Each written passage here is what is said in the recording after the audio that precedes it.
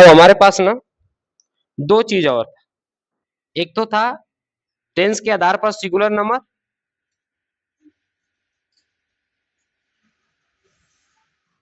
एक तो हमारे पास क्या था बाबू, प्लूरल नंबर। दो चीजें हमें पास थी। सिंगुलर को क्या कहेंगे बाबू, he, she, it and any one name, any one, he, she, it and any one name. और वहीं अगर प्लूरल की बात करें,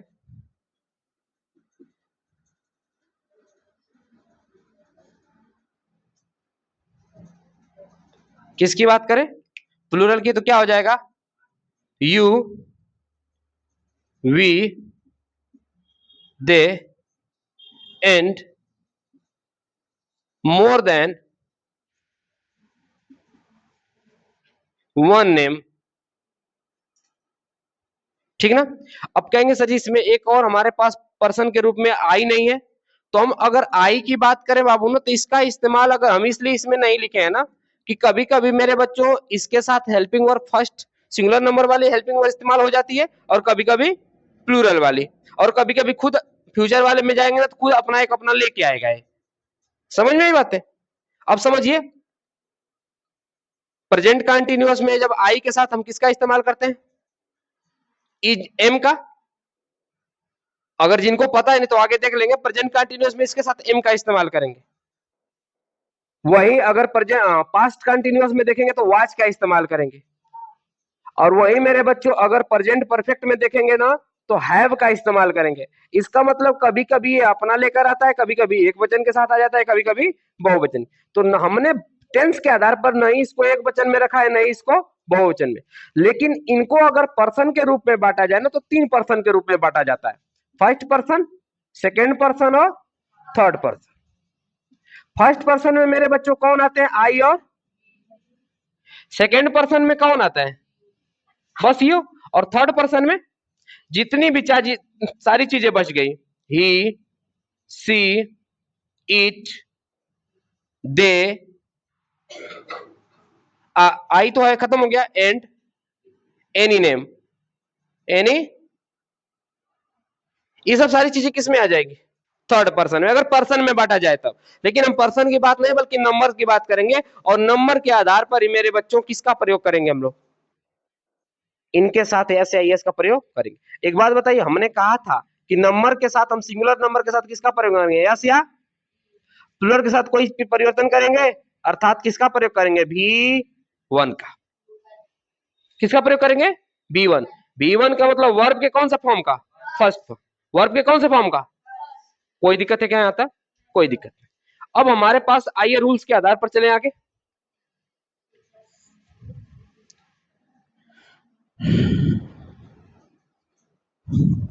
तो याद रखिए हमारे पास क्या था,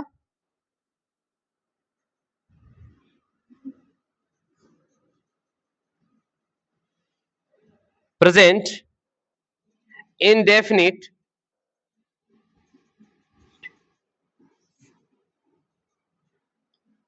टेंस, इसका मेरे बच्चों क्या पढ़ने वाले हैं, पॉजिटिव।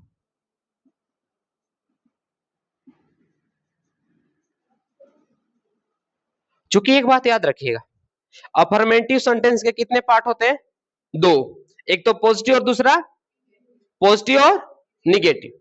तो ये हमारे पास अफर्मेटिव का पहला पार्ट है पॉजिटिव। अब इसके लिए हमारे पास रूल्स था, याद करिए रूल्स क्या था। सबसे पहले हमने क्या लिखा था, उसके बाद हमने क्या लिखा था, क्या लिखा था बाबू, मेन वर्ब में वर्ब का कौन सा रूप, मेन वर्ब का फिफ्थ। मतलब हमने कहा था क्या जोड़ने के लिए, एस या, उसके बाद हमारे पास क्या था, उसके बाद अदर वर्ड, और अदर वर्ड के साथ क्या जोड़ लिए थे हमने, बस यही तो हमारे पास रूल्स था बच्चों ना। अब हम क्या इसके साथ एग्जांपल देख लें।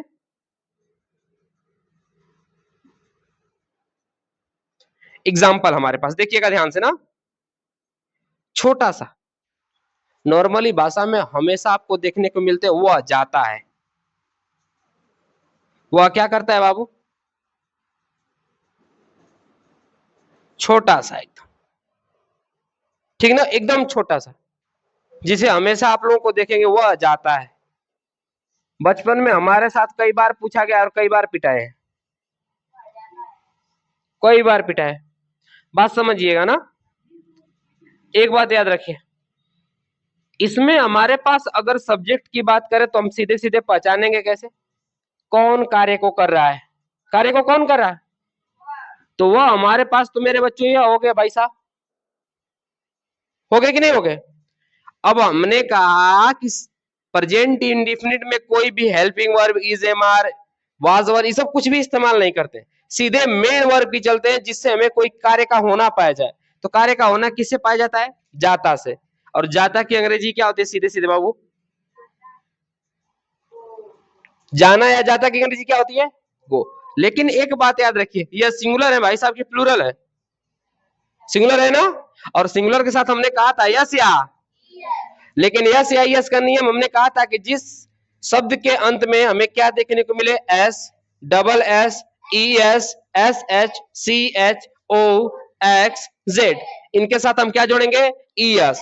तो भाई ओ तो मिल गया ना, हमने क्या जोड़ दिया, बस बात खत्म। छोटा सा वाक्य था ना, ही गोज, वह जाता, नॉर्मली हमारे पास है, लेकिन क्या इसमें कोई ऑब्जेक्ट था क्या, नहीं, सिर्फ और सिर्फ सब्जेक्ट और मेन वर्ब था। देखिए जब मेरे बच्चों आप इंग्लिश स्पीकिंग करेंगे ना, तो यही शब्द पहचान बताएगा ना कि आप किसका इस्तेमाल और किस सेंटेंस का इस्तेमाल कब कर रहे हैं, किस समय में। अगर आपने गोज बोला तो, आपने क्या बोला, गोज बोला तो पता चल जाएगा कि आप प्रेजेंट समय में किसी से कुछ कहना चाह रहे हैं। लेकिन आपने खाली गो बोल दिया तब बातें खत्म हो गई, आपका टेंशन गलत हो गया, फिर आपकी वो बातें नहीं पकड़ पाएगा कि कहना क्या चाहते हैं। न पीटेगा तो नहीं भाई, समझदार रहेगा तो कहेगा जाने दीजिए, जो बोल रहा है अपन से पकड़ लेते हैं, क्या कहना चाहता है। समझ में आई बात है। एक और सेंटेंस की तरफ चलते हैं, थोड़ा सा इसी को बड़ा करते हैं ना।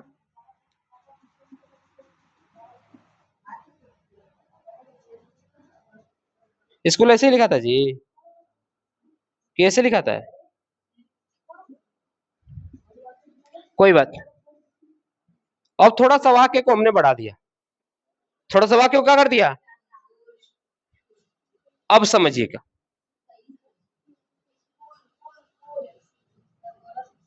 अच्छा इसे लिखा था क्या,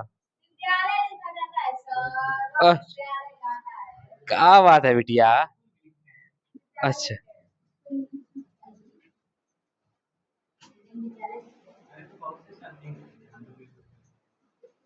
देखिए स्कूल एक्चुअल में विदेशज शब्द है ना, देशज नहीं है, वह विद्यालय जाता है। अच्छा वह जाता तक तो ठीक था हमारे पास, ठीक था कि नहीं था, वह जाता तक तो ठीक था। प्रेपोजिशन आ गया टू, प्रेपोजिशन किसका, जब आप कहीं जाते हैं और किसी चीज से जुड़ते हैं, किसी पार्टिकुलर स्थान से, बड़े स्थान से, पार्टिकुलर स्थान से जब आप जुड़ते हैं, तो मेरे बच्चों प्रेपोजिशन किसका इस्तेमाल करते हैं। अब उसके बाद किससे जुड़ रहे हैं, स्कूल की मीनिंग आती है कि नहीं आती है, 3 बार, 3 बार पिटाए थे हम। अच्छा हम ही नहीं कहने की बात कर रहे थे बाबू, ओ किधर रहेगा, आई वाला ओ यहाँ है, ए वाला ओ यहाँ, ये सब हम बात नहीं कर रहे हैं। हम कह रहे हैं कि हम इसके लिए 3 बार पिटाए थे। स्कूल में हमको पता ही नहीं होता था कि एच भी आएगा, कहाँ आएगा, प्रोनाउंस को हो रहा है क्या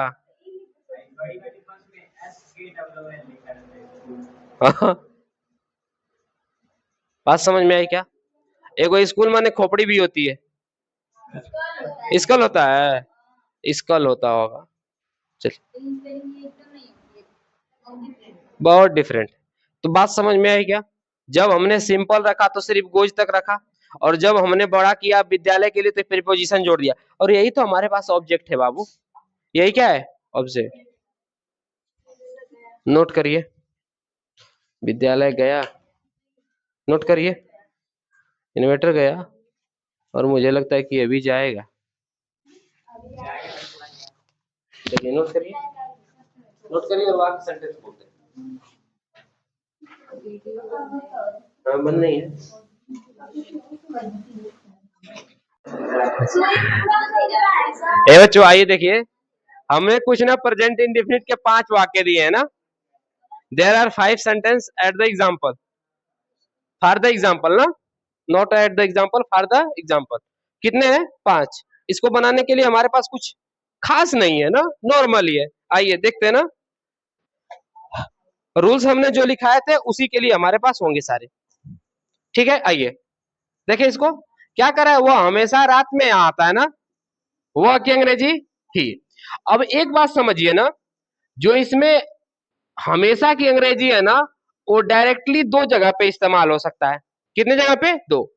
लेकिन सबसे पहले जब भी ऐसा कोई बात है हमेशा या बाद में ना, तो इसका मतलब सब्जेक्ट के तुरंत बाद इसका इस्तेमाल करते हैं ना।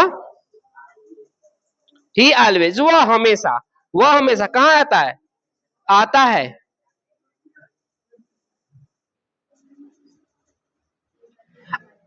कम्स हियर, और रात में क्या होता है? एट। एक बात समझिए, positive positive sentence, singular number, main verb में यस या। अच्छा, मीनिंग तो सी ओ एम ही होती है, हमें क्या जोड़ना था? खाली एस। हम थोड़ा सा भूल गए थे, ई को भूल गए थे, एस जोड़ दिए डायरेक्ट। ठीक ना। दूसरा वाक्य, 2 और 2 मिलकर क्या होता है? 2 और 2 की मीनिंग क्या होती है? 2 एंड 2, 2 एंड 2। अब मिलकर बनते हैं ना, तो बनने की अंग्रेजी होती है मेक, और मेक में क्या जोड़ देंगे? एस। मेक की मीनिंग तो एम ए के ई होती है, क्या जोड़ देंगे? तो 2 और 2 मिलकर, सॉरी 2 और 2 मिलकर नहीं बनते हैं, क्या बनते हैं? मेक्स। मिलकर क्या बनते हैं बाबू? 4। 2 और 2 मेक्स 4, 2 और 2 मेक्स 4। ठीक ना। जब हमने 2 एंड 2 लिख दिया तो मैक्स का मतलब मिलकर बनना। ठीक ना। आइए समझते हैं, जल 100 डिग्री पर क्या करता है? उबलता है। वाटर, वाटर बताइए, वाटर BOILS, बॉयल्स ना। कितने डिग्री पर?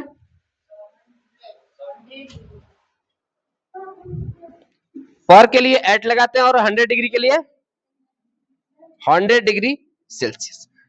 गंगा हिमालय से क्या करती है? निकलती है। The Ganga, the Ganga. अब निकलने की मीनिंग क्या होती है? स्प्रिंग। निकलने की मीनिंग क्या होती है? स्प्रिंग। लिखिए स्प्रिंग, जल्दी से लिखिए, SPRINGS। कहां से निकलती है बाबू? अब हमने कहा कि कोई कहीं से आए, मेढक कहां से कूदे? किसी दीवार से, गतिमान अवस्था में हो, हम किसका इस्तेमाल करने के बोले थे? फ्रॉम का। तो कहां से निकलेगी? फ्रॉम। उसके बाद हिमालय, फ्रॉम हिमालय। अच्छा, हिमालय के आगे तो हम द का इस्तेमाल कर लेंगे, बिल्कुल कर लेंगे, फ्रॉम द हिमालय। अच्छा एक बात बताइए, यहीं पे मैं माउंट एवरेस्ट लिख देता तो द का इस्तेमाल होता क्या? नहीं। किसी भी चोटी या शिखर के लिए हम आर्टिकल द का प्रयोग नहीं करते। माउंट एवरेस्ट, माउंट केटू, इन सब के लिए हम किसका इस्तेमाल नहीं करेंगे? द का प्रयोग नहीं करेंगे। पर बड़े किसी स्थल के लिए, पर्वत श्रृंखला के लिए हम आराम से कर लेंगे किसका इस्तेमाल? द का। 2 को ना 4 को द लगाइए, कौन दिक्कत है का? वह अध्यापक को पत्र लिखता है, ये तो बहुत आसान है। ही writes a letter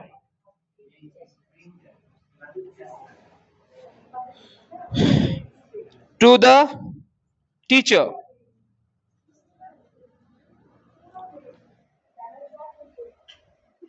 ठीक है, बात समझ में आई? प्रिंसिपल को लिखता तो टू द प्रिंसिपल, ऊपर क्या लिखते हैं? To the principal. किसको? पत्र। प्रधानाचार्य को पत्र। है, चुप रहो, सेवा में प्रधान। बात समझ में आई क्या?